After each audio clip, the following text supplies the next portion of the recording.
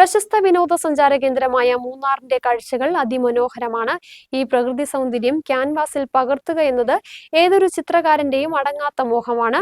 മൂന്നാർ കാഴ്ചകളെ ആസ്പദമാക്കി ചിത്രങ്ങൾ വരയ്ക്കാനെത്തിയ മുംബൈ സ്വദേശികളായ പ്രഗ്യാൻ പാണ്ഡെ, വരുൺ സിംഗ് എന്നിവരുടെ വിശേഷങ്ങളിലേക്കാണിനി.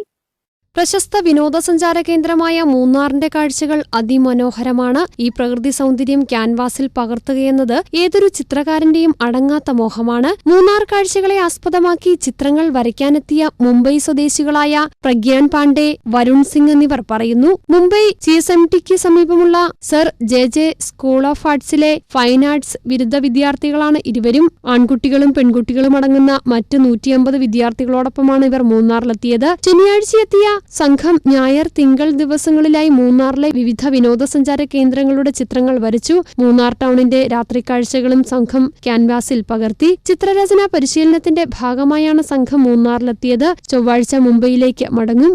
News bureau, Munnar.